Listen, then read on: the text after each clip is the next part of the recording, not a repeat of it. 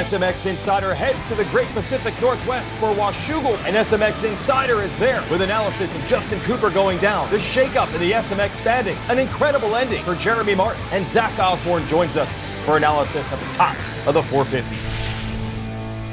Yeah, welcome to SMX Insider. We are the Jasons, Weigandt and Thomas. JT, we always start this show as a preview. Yes, Washougal is upcoming in the SuperMotocross World Championship this weekend, but we cannot look forward without looking back, because I don't know if we're ever going to see something like we just saw from Jeremy Martin at Spring Creek. So we're looking backwards this time, because I don't know if we'll ever look at something like that again.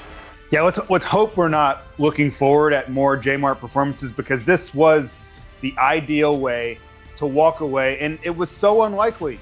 It had gone so poorly at the first two rounds for J-Mart, and I think many of us were just hoping for some sort of solid day, don't crash, get a decent result, and be able to walk off with your head held high. This was so far beyond that, and it is so rare in this sport to be able to write the ending to your career in the way you want to.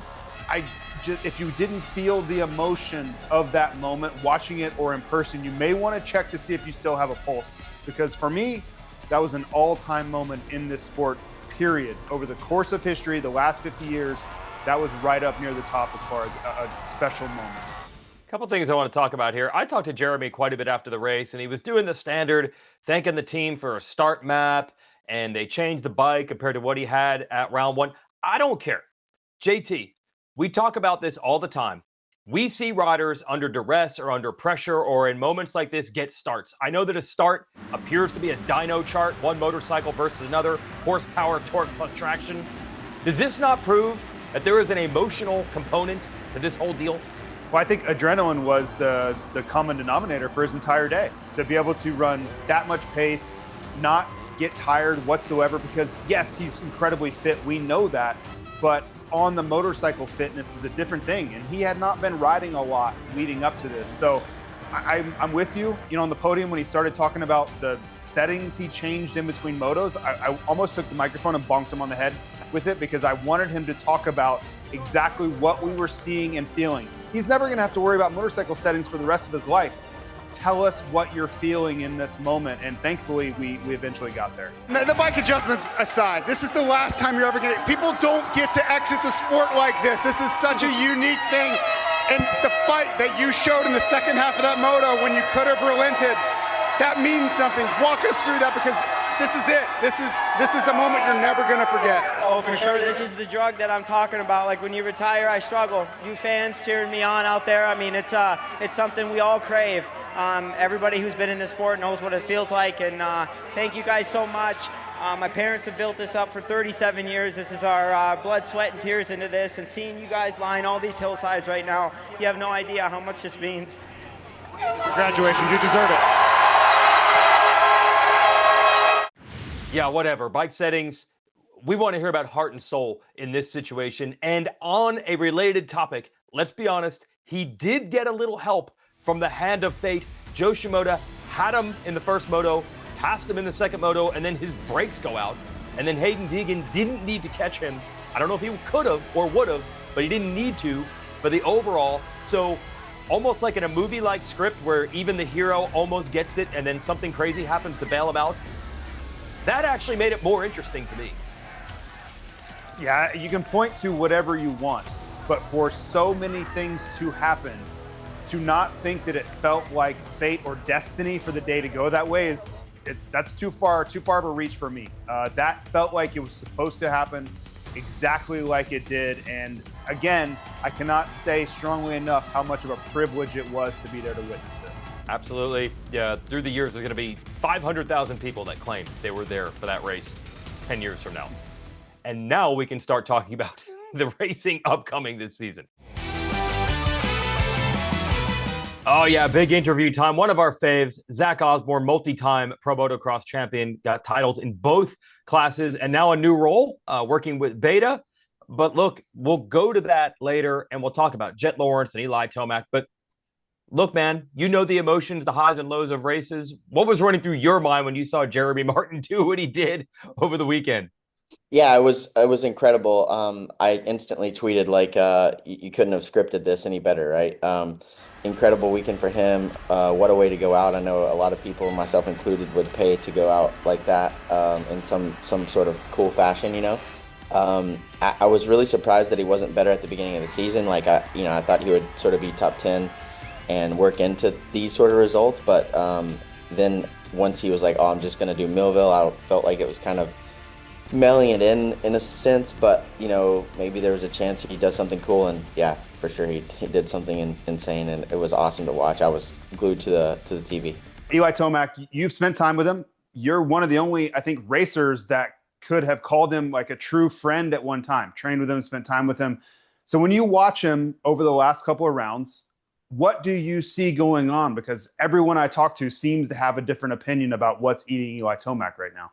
I don't know. It's really strange. It kind of feels a little bit like 2020, where he had a couple of DNFs, and then it was like, when he felt like it, he was going to rip it, and if not, it was, sort of mediocre. I'm not sure. It's a great question. I feel like I had, if you listen to the shows that I'm on and stuff, I had high hopes for him winning a lot of races this summer, and really kind of being the one that could beat Jet, and it's just hasn't happened. Okay, so the role here with Beta, you're one of the most versatile guys I know. You'll ride any type of event, any type of bike, anytime, anywhere. How did this deal come about, and what are you going to do with them? Yeah, so they contacted me at the end of April, I believe, and offered me a pretty unique position with the company, doing just sort of ambassador work, a little bit of testing, a little bit of riding, just a little bit of everything, which is kind of right in my wheelhouse, a little Swiss Army knife action. And yeah, I flew out to their headquarters in Paso Robles, California, spent a couple days there, or a day there, and yeah, just had a really good feeling about everything. So we did a deal, and I'm going to be doing just some, like I said, some ambassador work, some testing, and then I'll do a little bit of racing as well. We're going to do a really cool charity ride race at Ironman GNCC, where pretty much everybody in the company comes, and we're going to raise some money in a cool way for hopefully for St. Jude, I believe, and we have race in the industry class and do some really cool stuff. So on top of that, we got some other events planned and lined up, and it's just kind of a developing thing. I really asked for a little bit more of like a, hey, what am I going to be doing? And they're like, we'll figure it out as we go. So that's kind of where we're at. Hey, this whole thing is pretty new for them, at least on the motocross side. They're well established in trials and then also in off-road. Have you been impressed, even just watching the sidelines, even before the April meeting, how far they've come in really just 2 years? Yeah, I mean, the Supercross progress is really impressive, I think. I think a company like Beta with such an enduro history and background would have targeted motocross first, which they have a GP team, MX GP team, and they're doing quite well. But for them here to just jump into Supercross and not do outdoors was, in my opinion, a unique path. But yeah, they've answered the bell, and they're getting results, so you can't really argue with that. Yeah. Hey, we're glad you got to deal with them, because then we'll see you around at more races, because you never know what type of race or when you're going to see Zacho. Thanks for stopping by. We'll see you at the track. Yeah, thank you guys for having me. Looking forward to it. Okay, look, the rest of the show, we said we were going to talk about Jeremy Martin and move forward, but let's be honest, there's a theme throughout the weekend, both at Spring Creek and what's coming at Washougal, highs and lows. And we're going to go through all those. Not the best day for Monster Energy Yamaha Star Racing, a great day for Triumph, who's on the rise, and a lot of other inspiring stories as well. So let's get to it as we do preview Washougal in the great Pacific Northwest for this episode. 30-second board time, hot and cold topics in the sport. Like I said, we're going to start with the bad here. So first of all, Yamaha's already down Cooper Webb. He ends up with a knee injury we talked about on last week's show, torn meniscus. He's out for the weekend. Then Justin Cooper nearly goes out with a big crash in qualifying. Yet those, I don't think, were the headline stories, JT. Everyone is scratching their heads over what has happened to Eli Tomac. I don't even know if Eli Tomac knows himself. You got any ideas? I don't. Eli is, he's always been a bit of a mystery. He doesn't tell us a lot, mid-season about what's happening. He really keeps things within his tight circle. So when things kind of go sideways like this, it's even more to think about and wonder about. And yes, Justin Cooper had a crash, but Justin Cooper's been riding incredibly well. I think he would have had a good day. His lap times before the crash were really strong. That was an isolated incident. This Tomac thing feels like it's unwinding a bit. It just doesn't feel like it's going the right direction at all. And you can really point towards Southwick. Like, the letdown of his performance at Southwick has started to manifest in the worst way possible, and his results are reflecting that. I don't know if it's effort. I don't know if it's his sentiment about the way things are going. But I'm going to tell you right now, if we don't see a spark at Washougal, his best track on paper, if we see nothing there, I really don't like the way this sets up down the stretch. It's going to be really hard for him to pull himself back out of those doldrums. Now, on the other end, with all these struggles, Aaron Plessinger, by the way, couldn't even really race at Spring Creek. We mentioned Webb is out.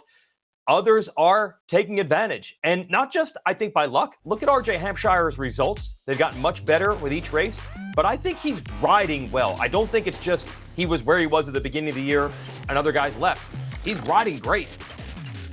Yeah, RJ looks fantastic. I think this 450 was really the best thing for him. And we got a glimpse of this. Think about Daytona when he won that heat race, his first ever time on a 450.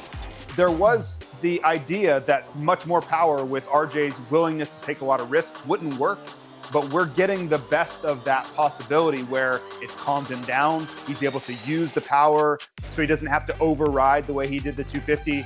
And Weed, you know this, I'm a big believer when there's opportunity, because you look at Anderson, Tomac struggling, which we talked about. Aaron Plessinger is suffering from an illness. There's opportunity to be a top 5 guy week in and week out right now, and it feels like RJ has made the most of it. He's the one guy you could point to that said, that guy has really stepped up and understood what's available. Yeah, that's in the 450 class. And stepping up in the 250s, let's start with Mikel Harup, who is now on the verge of podiums in each moto. He's on the verge of top 5 in points, and that's in a 250 class that really hasn't been devastated with riders going out like the 450s. He's just straight getting it done here. Good job for the Danish rider. Yeah, I felt like this was inevitable. I've watched him too much and seen too much from over the years. And then you look at the way the 250 class is shaped. There's a lot of young guys, a lot of talent, but there's only a few guys that are really like a level above everybody else. And the starts are the critical piece here. You saw him near the front on the early laps, which just sets everything else into motion. He doesn't have to fight through the field because he's a big guy. He's a lot heavier than a lot of these riders. So if he can get to the front, I think he knows what to do with it there. So it just adds more international flavor. We really haven't watched this guy unless you've been paying attention to the MX2 class in Europe. You don't know much about him, but it's just another guy that can be in that podium fight. Now, Mikel Harup, just part of this rising tide of triumph. It's only their second year competing in SMX, and they put all 4 riders into the top 10 overall. 4 of the top 10 overall. This is definitely something. It is something, and let's go back a couple weeks ago. We were talking about on this show, we have 10 OEMs in the sport now. That's incredible, right? And not all of them are in the 250 class yet, but when you think about an upstart, this is the second year in pro motocross for Triumph, to have 4 riders in the top 10 overall on a day when we saw how badly Joey Savatgy struggled last summer. Couldn't keep things together. The bike was having issues. He was kind of losing confidence. The step they've taken in a year's time and the resurgence of Austin Faulkner at Spring Creek, again, we've given them a lot of praise already in 2025, but they deserve all of that and more. 4 guys in the top 10 against the powerhouses that these Japanese and Austrian brands are, that's something. You know, on the other end, we're going to talk about Hayden Deegan. You wouldn't think we would praise him just for winning a race. He wins most of the races he's been in outdoors the last 2 years. It's a little different, and I want to reveal again the strategy behind the scenes. I know Deegan can be a wild character in front of the camera, but they're very strategic. I talked to his dad on Saturday morning. He talked about the injury with the leg hurting, and he's like, I told Hayden, look, Shimoda's the only guy that's shown he can really do 30 minutes with you. So as long as you're around him, you're probably going to be first or second. You'll at least be on the podium. And then that worked, and it ended up turning into a win. Shimoda's brakes went out. So I feel like they think a lot more behind the scenes than probably people realize, and that strategy paid off. It did. And for me, the most interesting part of Hayden Deegan is the persona that he puts on, whether it's on the podium, giving just sound bites you can't believe, or his TikTok antics throughout the week. he loves to kind of play the instigator against his fellow racers. Like there's a lot there that I would say some look at kind of sideways, like they question it. Who is this guy? Should I be a fan? Do I like this stuff?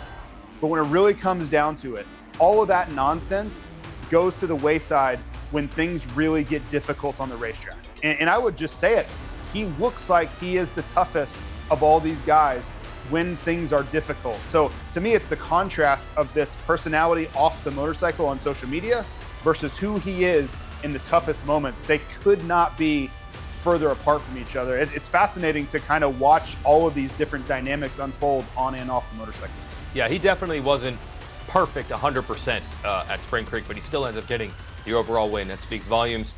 And we head to the track now where he really broke out in 250 motocross and went to another step 2 years ago by dominating Washougal. JT, give us the Yamaha track map.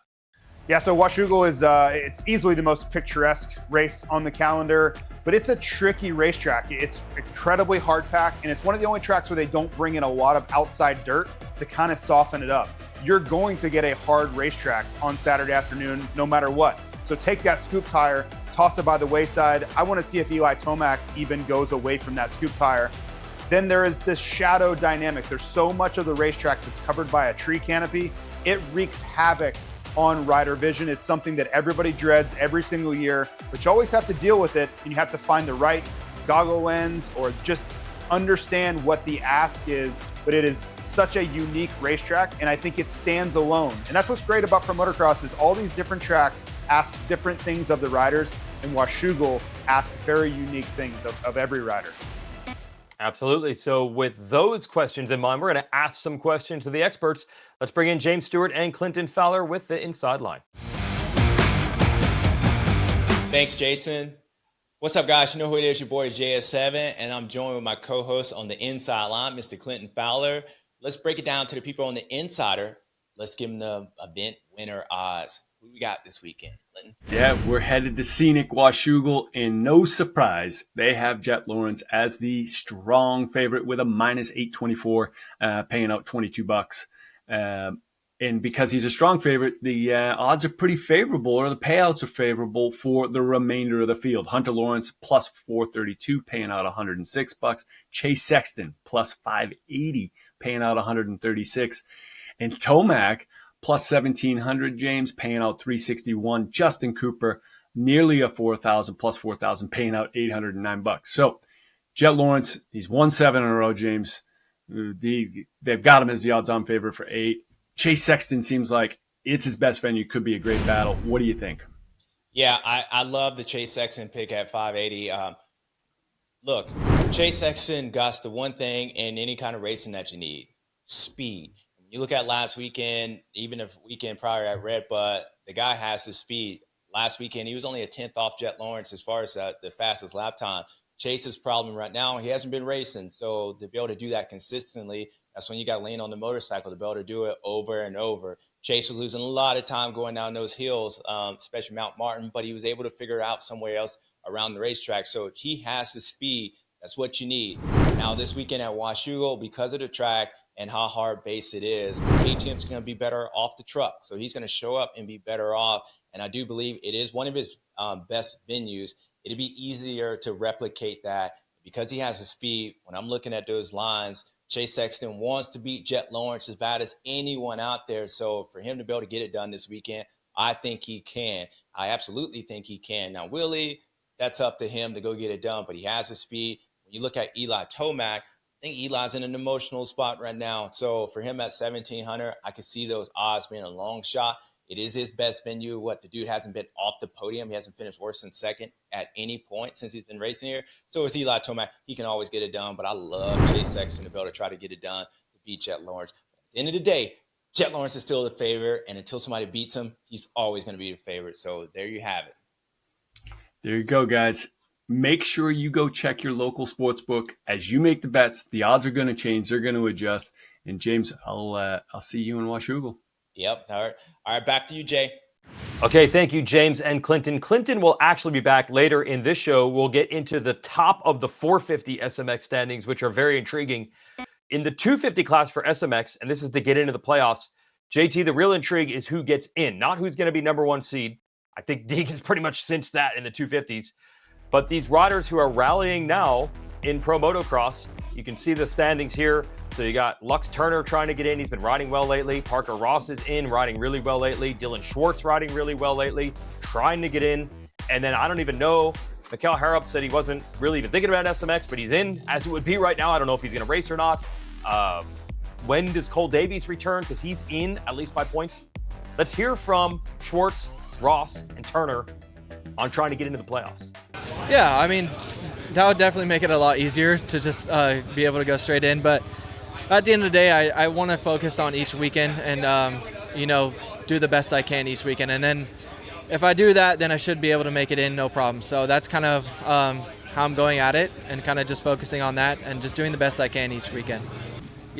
Yeah, I'm at 17th overall, I think, which is pretty good. I feel like for a rookie, I had some good supercrosses and then kind of some not great ones, but I think I can get around 15th, like 12th to 15th, I think is in my range for the overall. And hopefully we can have 3 good races at the end of the year and make a little bit of coin. Yeah, no, that's definitely the goal. I don't want to be in that LCQ, and I feel like after last weekend was more of a breakout ride, and if I just keep that going, I should be in the top 20, no problem.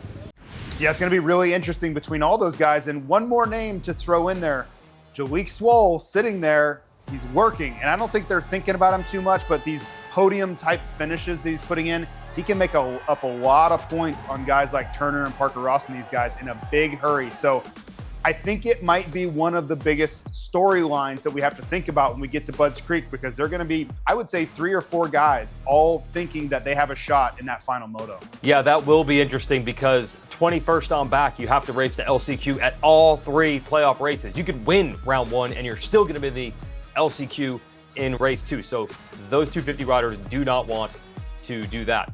What you also don't want to do is what happened to Tony Caroli. Now, we love Caroli. Great job of the Ducati team. They were basically top 10-ish in each moto he was in, unless he had problems. Like when he goes down in the second turn of the first moto here, and he's getting burned by his motorcycle. Marshall Welton did a U-turn, JT. Gave up his own race to save Caroli. Yeah, this was a stand-up move by Marshall Welton, and kudos to him for kind of saying, like, the season really hasn't gone the way he planned. He was already way back anyway. And I think the funniest part was that he said Tony Cairoli is his favorite rider. And not only did he get to save him, he also got to battle him for a few laps after they got going. So you love to see the sportsmanship stuff that goes on here. You know, if we didn't happen to catch it on camera, we may not have ever gotten it to a show like this to talk about it. So great job, Marsh. And kudos to Tony Cairoli for getting up and actually still fighting through that entire moto, sans the rear of his pants. Yeah, and the rear of, I think, himself. He still got 23rd. Welton did actually race over in Europe for a while, so maybe that's why he's such a Caroli fan. Props to you, Marsh. And maybe we'll get Caroli back for one of these races. That was really fun. Now we're going to switch to the 450 SMX points. Like I said, the intrigue is much more at the top compared to the 250 class, but we'll let Clinton Fowler break that down a little later in the show. I want to talk about some of the other riders who are trying to get in. Let's start with Beta, JT. They planned on doing 3 Pro Motocross rounds, which they did, just to score playoff points. Well, then Mitchell Oldenburg got hurt, couldn't do those races, and pretty much anything that could have gone wrong for Benny Bloss, who's normally great outdoors, did. So now they're in trouble. And then you look at Cody Schock, who's on the rise. JT Schock raced Daytona Supercross in a 450. He finished 14th. Every point could count here. Yeah, I really think a lot of these riders during the break, we're going to get a 2-weekend off break after Washougal. They're going to start looking at points. If you're Benny Bloss and you're the Beta team, you're going to have to start thinking about, is it worth trying to get east, trying to get into a couple of these rounds, because the rounds that they didn't go very well, didn't do much good in this arena? Or are you just going to say, nope, we're good enough, we'll have to go through the LCQ, but Benny is fast enough to just qualify each and every weekend? You know, it's this new dynamic. We're going on year 3, but it seems like each and every year some people are put into some difficult spots where they have to make difficult decisions about trying to get into this top 20. Yeah, that even includes riders of a even higher caliber. Ken Roxon was back at Spring Creek. He was back. Not racing, though. I even saw him still limping a bit with the ankle surgery that he had at the end of Monster Energy Supercross. He was on hand to help his buddy Levi Kitchen, Unfortunately, Kitchen had a bad day. But we did ask Kenny about his prospects to return to racing, which would include the SMX playoffs. Yeah, so ideally, I was thinking about coming back at Unadilla, but I haven't even been on a bike yet, and I'm going to start riding a turn track next week. Those races are Ironman, Unadilla, they are coming up pretty quick, so I don't know if I'll quite make it to one of the outdoors, but definitely game for Charlotte.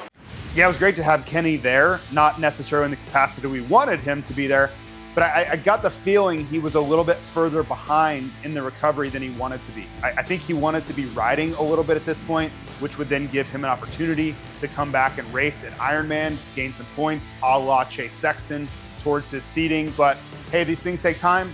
He's a little bit older, right? Every injury, you're a little bit older the next time you have to come back from it. But I do think that when we show up to Concord, North Carolina, we'll get a fully healthy and prepared Ken Roczen. It will be what type of point situation is he in when we get there. And he has been great in these SMX playoff races these 2 years that we've had them. He almost won the title the first year. Let's give you the schedule for those. You mentioned Concord, North Carolina. That is ZMAX Dragway, part of the Charlotte Motor Speedway complex. That race will take place on September 6th.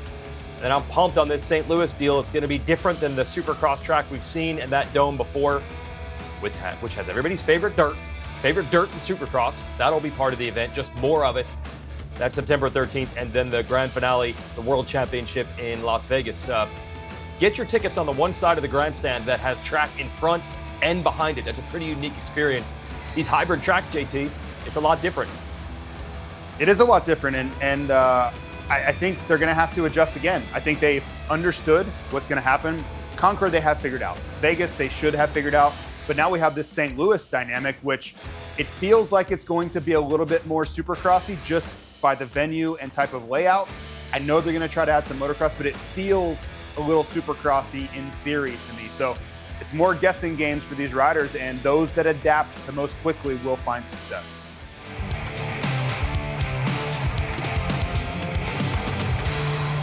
Okay, SMX medical update time. We bring on Dr. Joe McGinley, who we'll also see in person this weekend at Washougal. We're going to talk about Justin Cooper's crash from qualifying. Looked really bad at first.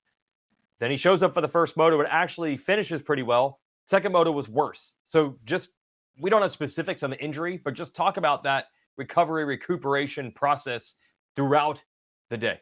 Yeah, he hit the ground hard. We saw the video on that, and he did really well in that first moto, and it did drop off in that second moto. So assuming there was nothing structurally damaged, and this was essentially an impact on the ground, the body still has some damage to it, right? So when you impact the ground at that speed, you're going to have some damage to muscle, you're going to have some damage to soft tissue. So the body goes in essentially to a protect and fix mode. If you still have motos and you still have to compete, now you sort of have to work around that. So for that first moto, just assessing, making sure nothing was structurally damaged. That's going to be point number one, making sure you're safe to race. And then getting prepared, making sure those muscles don't tighten up, because as you're healing and the muscles are healing, they're going to want to tighten up on you, which is obviously going to affect your athletic performance. So for the first moto, it's relatively close as far as timing, was able to keep the muscles stretched out. I'm sure there was physical therapy involved to some degree, maybe chiropractic stretching. And then he was able to get back out there. Now, the problem is between Moto 1 and Moto 2, you have quite a bit of time. So you have to rest, you have to be able to recover, so you physically have the energy to race that next race. But you're sort of competing with what the body wants to do, and that's shut down and just fix all that damage that occurred there. That reflex response is really strong, and the muscles can be fairly persistent as far as shutting down on you and not allowing you to go out there and perform. So now you're dealing with not only the soreness of hitting the ground, but the muscles are tightening up. As they tighten up, you start to lose that performance in the muscles, and then you start thinking about it, which leads to fatigue and sort of backing off the pace. So likely that's what happened between those two motos. It was impressive to see him to get back out there and do that. But yeah, there's just really nothing he could have done about it more than what he did. So this question, this Justin Cooper situation brings up a question that I've heard other riders talk about. Chad Reed talked about this a lot when he was racing. And when he was dealing with an injury, he would go into a day and say, I think I've only got X amount of laps in me with this injury, like strength, pain tolerance, all those things. Is it a cumulative effect? Like say he crashed in qualifying, he goes to the first moto, which was relatively okay, but the second moto, there just wasn't much left. Like, is there something to this theory of like, listen, I only have so much that this injured muscle and my exoskeletal whatever is going to give me. Like, what's actually happening there biologically to have that play out where at some point you just can't take anymore? Yeah, well, a lot of it's adrenaline, right? When you get out there for that first moto, you're ready to go. You haven't beat yourself up too much throughout the day. You've been resting, preparing both mentally and physically throughout the week. So that first moto, you get out there, you can perform. The adrenaline's an amazing thing, makes everything feel better, and allows you to perform as you naturally would. But that wears off. You don't have that reserve of adrenaline all day long. It comes and goes. And then when you have the downside of the adrenaline rush, that's where it can lead in fatigue. So your endurance is going to drop off. You start to feel these things more. And then just physiologically, the muscle function begins to diminish. You already use those energy reserves. The muscle's partially damaged. You probably, at a micro level, cellular level, probably caused some more damage going out there and riding and injured. But it takes the body some time to recover. But I think a lot of that's mediated by adrenaline in those early races. You don't have that same reserve by the Moto2. Hopefully Justin Cooper able to score some more points. He's in the SMX point lead now, so he needs to perform at Washougal. See you there, Dr. Joe. Thank you. Looking forward to it. Okay, staying on that medical topic in a different way, that we know the medical expenses are big time when an athlete goes down with a big injury. Road to Recovery, that's road2recovery.com, is always there to help. And shout out to the Huffman family who operates Washougal. They're putting together the Shug Classic. This is on Sunday, a golf tournament nearby Camas Meadows Golf Course. It's already sold out. All the money goes to Road to Recovery. Try to get in next year, everybody. But more importantly, JT, a nice gesture from the track to raise some funds. Yeah, this is awesome. And the Huffman family has done so many great things over the years. This is just another one. I won't be there. I'm the world's worst golfer. That would be bad for everybody for me to be golfing. But this golf is so prevalent in this sport. I guarantee you we'll see some heavy hitters bringing the sticks out on Sunday. Let's go to the military appreciation, also taking place at Washougal. We love it. We saw it at Monster Energy Supercross. You'll see bikes, graphics, gear, customized to support the military. Always a fun one.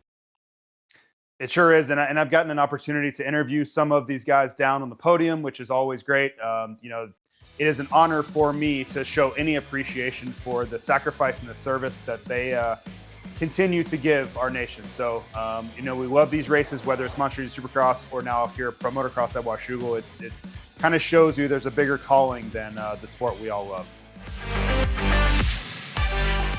SMX Facts time. We bring in our buddy Clinton Fowler for some stats. First, going to talk SMX playoffs. We've already discussed on here quite a bit, not even just on this show, Clinton, but the weeks leading up to this. Justin Cooper closing and now passing Cooper Webb at the top.